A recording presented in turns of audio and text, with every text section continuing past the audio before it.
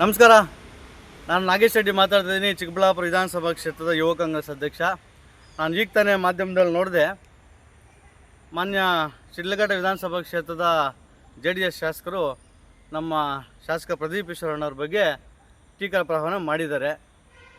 ಅವರು ಕೆಲವೊಂದು ಪದ ಬಳಕೆ ಮಾಡಿದ್ದಾರೆ, ಏನು ಗಂಡಸ್ತಾನ ಆತನ ಈತನ ಅನ್ನೋದ ಪದ ಬಳಕೆ ಮಾಡಿದ್ದಾರೆ. ನಾನು ಶಿಡ್ಲಘಟ್ಟದ ಶಾಸಕ ರವಿಕುಮಾರ್ ಅವರಿಗೆ ಒಂದೇ ಹೇಳಕ್ಕೆ ಬಯಸ್ತೀನಿ, 2023 ಚುನಾವಣೆಯಲ್ಲಿ ಗಂಡಸ್ತಾನ ಏನು ಅನ್ನೋದನ್ನು ಇಡೀ ರಾಜ್ಯಕ್ಕೆ ದೇಶಕ್ಕೆ ಅವ್ರು ತೋರಿಸ್ಕೊಟ್ಟಿದ್ದಾರೆ. ನೀವೇನು ಅದ್ರ ಬಗ್ಗೆ ಟೀಕೆ ಮಾಡಿ ಅದ್ರ ಬಗ್ಗೆ ಪ್ರತಿಕ್ರಿಯೆ ತಗೊಳ್ಳೋಂಥ ಅವಶ್ಯಕತೆ ನಿಮ್ಗಿಲ್ಲ ಅನಿಸುತ್ತೆ. ಯಾಕಪ್ಪ ಅಂತಂದರೆ ಇಡೀ ರಾಜ್ಯಕ್ಕೆ ಗೊತ್ತಿದೆ ಎಂಥ ವಿಕೆಟ್ ನೋಡಿದು ಅವರು ಶಾಸಕರಾಗಿದ್ದಾರೆ ಅಂತೇಳಿ. ಅದರಲ್ಲೇ ಗೊತ್ತಾಗುತ್ತೆ ಗಂಡಸ್ ಯಾರು ಅದನ್ನು ನಿಮಗೆ ಗಂಡಸ್ತಾನ ಹೇಳೋದ್ರ ಬಗ್ಗೆ ಏನು ಅನುಮಾನ ಇಲ್ಲ ಅಂತ ಅನ್ಕೋತೀನಿ. ಅದೇ ರೀತಿ ಸಣ್ಣ ಕಿವಿ ಮಾತು ನಿಮಗೆ, ಜಂಗಮಕೋಟೆ ಹತ್ರ ಇದೇ ಶಿಡ್ಲಘಟ್ಟ ವಿಧಾನಸಭಾ ಕ್ಷೇತ್ರದ ಶಾಸಕ ರವಿಕುಮಾರ್ ಸಾಹೇಬರು 30 ಎಕರೆ ಜಮೀನನ್ನ ಖರೀದಿ ಮಾಡಿದ್ದಾರೆ. ಅದು ಯಾವ ಉದ್ದೇಶಕ್ಕೆ ಖರೀದಿ ಮಾಡೋರು ಅನ್ನೋದು ಜನಕ್ಕೆ ಗೊತ್ತಾಗಬೇಕಾಗಿದೆ. ಯಾಕಪ್ಪ ಅಂತಂದರೆ ಶಿಡ್ಲಘಟ್ಟ ಜಂಗಮಕೋಟೆ ಪಕ್ಕದಲ್ಲಿ ಈ ಜಮೀನು ವಿವಾದ, ಈ ರೈತರಿಗೆ ಅಕ್ವೈರ್ ಮಾಡ್ಕೊತಾ ಇದ್ದಾರೆ ಜಮೀನೆಲ್ಲ. ಹಾಗಾಗಿ ಇವ್ರಿಗೆ ಮೊದಲೇ ಗೊತ್ತಿತ್ತ ಅಲ್ಲಿ ಅಕ್ವೈರ್ ಮಾಡ್ಕೊತಿದ್ದಾರೆ ಅಂತಾಳೆ, ಅದಕ್ಕೆ ಜನರಿಗೆ ಮೋಸ ಮಾಡಬೇಕಂತೇಳಿ ಇವ್ರು ಜಮೀನು ತೊಗೊಂಡ್ರ ಅಲ್ಲಿ ಅನ್ನೋದು ನನ್ನದೊಂದು ಪ್ರಶ್ನೆ. ಇನ್ನೊಂದೇನಪ್ಪ ಅಂತಂದರೆ ಈ JDS ಶಾಸಕರು ಈ ರವಿಕುಮಾರ್ ಸಾಹೇಬರು, ಕುಮಾರಣ್ಣವರು ಬಿಡದಿ ಹತ್ರ ತೋಟ ಇದು ಅಕ್ವೈರ್ ಮಾಡ್ತಾಯಿದ್ರೆ ಅಲ್ಲಿ ಮಾಡಬೇಡಿ ಅಂತ ಹೇಳ್ತಾರೆ. ಇದೇ JDSನವರು, ಇದೇ ಶಾಸಕರು. ಈ ಶಿಡ್ಲಘಟ್ಟ ಶಾಸಕರು ಜಂಗಮಕೋಟೆ ಪಕ್ಕದಲ್ಲಿರ್ತಕ್ಕಂಥ ಜಮೀನನ್ನ ಅಲ್ಲಿ ಅಕ್ವೈರ್ ಮಾಡ್ತಾಯಿದ್ರೆ ಇಲ್ಲಿ ಮಾಡಬೇಡಿ ಅಂತ ಹೇಳ್ತಾರೆ. ಇದರಲ್ಲೇ ಗೊತ್ತಾಗುತ್ತೆ ಇದು ಯಾವ ರೀತಿ ನಡೀತಿದೆ ಇಲ್ಲಿ ಅನ್ನೋದನ್ನು. ಹಾಗಾಗಿ ಬಿಡದಿಯಲ್ಲಿ ಮಾಡಬೇಡಿ ಅಂತಾರೆ, ಇಲ್ಲಾದರೆ ಜಂಗಮಕೋಟೆಯಲ್ಲಿ ಅಕ್ವೈರ್ ಮಾಡಿ ಅಂತ ಹೇಳ್ತೀರಿ. ಯಾವ ನೈತಿಕತೆ ಇದೆ ನಿಮಗೆ, ಸಿದ್ಧಾಂತ ಇದೆ?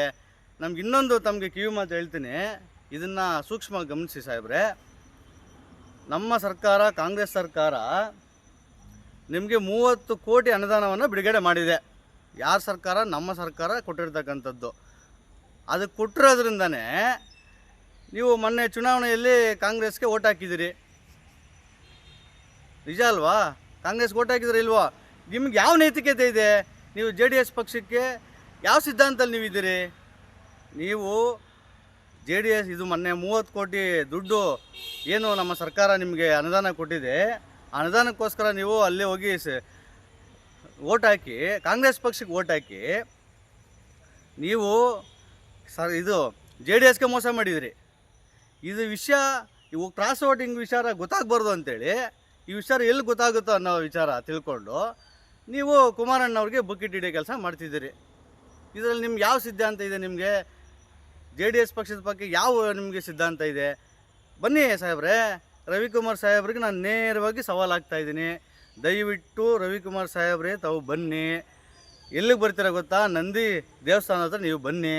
ನೀವು ಬಂದು ನಾನು 30 ಕೋಟಿ ಅನುದಾನ ನಾನು ತಗೊಂಡಿಲ್ಲ ಕಾಂಗ್ರೆಸ್ ಸರ್ಕಾರದಿಂದ, ನಾನು ಕಾಂಗ್ರೆಸ್ಗೆ ನಾನು ಕ್ರಾಸ್ ವೋಟ್ ಹಾಕಿಲ್ಲ ಅಂತೇಳಿ ಜನರಿಗೆ ಹೇಳಿ. ಯಾಕೆ ಸ್ವಾಮಿ ಈ ಮರೆಮಚ್ಚ ಅಂತ ಕೆಲಸಗಳು? ನೋಡಿ, ನೀವೇನೋ ಬಿಡಿ, ನಮ್ಮ ಕಾಂಗ್ರೆಸ್ ಪಕ್ಷಕ್ಕೂ ನಿಮ್ಗೇನು ಅಂಡರ್ಸ್ಟ್ಯಾಂಡಿಂಗ್ ಇತ್ತು ನಮಗೆ ಗೊತ್ತಿಲ್ಲ. ನೀವು ಕ್ರಾಸ್ ವೋಟ್ ಮಾಡಿರೋದಂತೂ ನಿಜ. ಹೇಳಿ ಸ್ವಾಮಿ, ನೀನು ಮಾಡಿಲ್ಲ ಅಂತಂದರೆ ಬಂದು ನಂದಿ ದೇವಸ್ಥಾನದ ಹತ್ರ ಬಂದು ಪ್ರಮಾಣ ಮಾಡಿ, ನಾನು ಬರ್ತೀನಿ. ಇನ್ನೊಂದು ವಿಚಾರ ಹೇಳ್ತಾರೆ, 28ಕ್ಕೆ ಏನೋ ನಮ್ಮ ಪ್ರದೀಪ್ ಈಶ್ವರಣ್ಣವ್ರ ಬಗ್ಗೆ 28ಕ್ಕೆ ನೀನು ಎಲ್ಲಿ ನಿಲ್ತೀಯ ಹೇಳಪ್ಪ, ಅಲ್ಲಿ ಬಂದು ನಾನು ನಿಲ್ತೀನಿ. ನೀನು ಸೋಲ್ತೀಯಾ ಏನೋ ವಾಚ್ಮ್ಯಾನ್ ಕೆಲಸ ಮಾಡಬೇಕು ನೀನು ಅಂಥೇಳಿ ನಮ್ಮ ಶಾಸಕರ ಬಗ್ಗೆ ಅದೊಂದು ಪದ ಬಳಕೆ ಮಾಡಿದ್ದಾರೆ.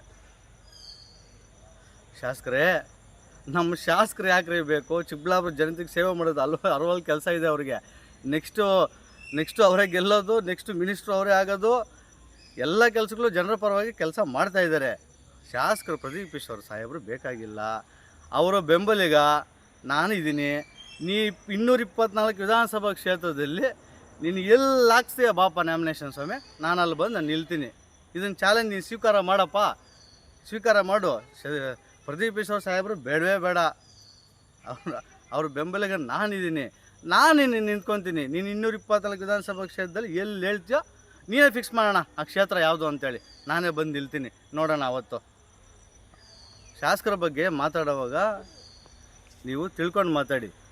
ನಾನು ಒಂದೇ ಹೇಳೋದು, ಶಾಸಕ ಪ್ರದೀಪ್ ಈಶ್ವರ್ ಬಗ್ಗೆ ಯಾರೇ ಆಗಲಿ ಟೀಕೆ ಮಾಡಿದ್ರೆ ನಾವಂತೂ ಸಹಿಸೋದಿಲ್ಲ, ನಾವಂತೂ ಸುಮ್ಮನೆ ಇರೋದಿಲ್ಲ, ನಾವೇನು ಕೈ ಕಟ್ಕೊಂಡು ಕೂತಿಲ್ಲ. ಬನ್ನಿ ಟೀಕೆ ಬೇಕಂತಂದರೆ ಚರ್ಚೆ ಮಾಡೋಣ, ಬನ್ನಿ ಎಲ್ಲಿ ಬೇಕಾದ್ರೂ ಚರ್ಚೆ ಮಾಡೋಣ. ನಿಮ್ಮ ಅಭಿವೃದ್ಧಿ ಏನು ನಮ್ಮ ಅಭಿವೃದ್ಧಿ ಏನು ಚರ್ಚೆ ಮಾಡೋಣ ಬನ್ನಿ. ಈಗ ಒಕ್ಕಲಿಗ ರವೇಣ, ನೀವು ಒಕ್ಕಲಿಗ ಸಮುದಾಯದವರು ಅಲ್ಲ ರವೇಣ, ನೀವು ಒಕ್ಕಲಿಗ ಸಮುದಾಯದ ಮುಖಂಡರಿಗೆ ಶಿಡ್ಲಘಟ್ಟದಲ್ಲಿ ನೀವೇನು ಮಾಡಿದ್ದೀರಣ್ಣ ಅದು ದಾಖಲೆ ಕೊಡೋಣ. ನಮ್ಮ ಶಾಸಕ ಪ್ರದೀಪ್ ಈಶ್ವರ್ ಅವರು ನಮ್ಮ ಚಿಕ್ಕಬಳ್ಳಾಪುರದಲ್ಲಿ ಒಕ್ಕಲಿಗ ನಾಯಕರಿಗೆ ಏನೇನು ಮಾಡಿದ್ದಾರೆ ಅನ್ನೋದನ್ನು ನಾನು ದಾಖಲೆ ಸಮೇತ ನಿಮಗೆ ಕೊಡ್ತೀನಿ ಅಣ್ಣ. ಬನ್ನಿ ಅಣ್ಣ ಚರ್ಚೆ ಮಾಡೋಣ. ಇನ್ನೊಂದು ಅಣ್ಣಂಗೆ ರವಿ ಅಣ್ಣಂಗೆ ಒಂದು ಹೇಳಕ್ಕೆ ಬಯಸ್ತೀನಿ. ಭ್ರಷ್ಟಾಚಾರದ ಬಗ್ಗೆ ಮಾತಾಡಿದ್ರು ರವಿ ಅಣ್ಣವರು. ಅಬ್ಬಬ್ಬಬ್ಬ, ಈ ಕಿವಿಯಲ್ಲಿ ಕೇಳಿ ಈ ಕಿವಿ ನಂಗೆ ತಂಪಾಯಿತು. ಇಡೀ ಕ್ಷೇತ್ರ ಜನಕ್ಕೆ ಗೊತ್ತು ರವಿ ಅಣ್ಣ, ನಿನ್ನ ತಾಲೂಕಲ್ಲಿ ನೀ ಸಬ್ ರಿಜಿಸ್ಟ್ರ್ ಆಫೀಸಲ್ಲಿ 20-25 ಲಕ್ಷ ಲೂಟಿ ಹೊಡಿತದ್ದು ಕಣ್ಣಿಗೆ ಕಾಣಿಸ್ತಾ ಇದೆ, ಕಣ್ಣಿಗೆ ಕಾಣಿಸ್ತಾ ಇದೆ ರವಿ ಅಣ್ಣ. ಇದನ್ನ ಯಾಕಣ್ಣ ಮರೆ ಮಾಡಿಸ್ತೀವಿ, ಜನಕ್ಕೆ ಗೊತ್ತಾಗಲಿ ಅಣ್ಣ. ಶಿಡ್ಲಘಟ್ಟ ಜನಕ್ಕೆ 20-25 ಲಕ್ಷ ವಸೂಲು ಮಾಡ್ತಿದ್ಯಲ್ಲಣ್ಣ. ಯಾವ ಕೈಯಿಂದ ಎಲ್ಲೆಲ್ಲಿ ಹೋಗಿ ಎಲ್ಲೆಲ್ಲಿ ಸೇರ್ತಿದೆ ಅನ್ನೋದು ನಮಗೆ ಗೊತ್ತಿಲ್ಲ ರವಿ ಅಣ್ಣ. ಬಾಣ ಚಿಕ್ಕಬಳ್ಳಾಪುರಕ್ಕೆ ರವಿ ಅಣ್ಣಗೆ ನೇರವಾಗಿ ನಾನು ಸವಾಲು ಆಗ್ತಾಯಿದ್ದೀನಿ. ರವಿ ಅಣ್ಣ ಬಾಣ, ರವಿ ಅಣ್ಣ ನೀನು ನಮ್ಮ ಚಿಕ್ಕಬಳ್ಳಾಪುರದ ಸಬ್ ರಿಜಿಸ್ಟ್ರ್ ಆಫೀಸ್ಗೆ ಬಂದು ನೋಡೋಣ. ಅಲ್ಲೊಂದೇ ಬೋರ್ಡಣ್ಣ ಬರೆದಿರ್ತಕ್ಕಂಥದ್ದು, ಲಂಚ ಸ್ವೀಕರಿಸುವುದಿಲ್ಲ ಅಂತ ಬರೆದಿರ್ತಾರಣ್ಣ. ಬಾಣ ತೋರಿಸ್ ಬಾಣ.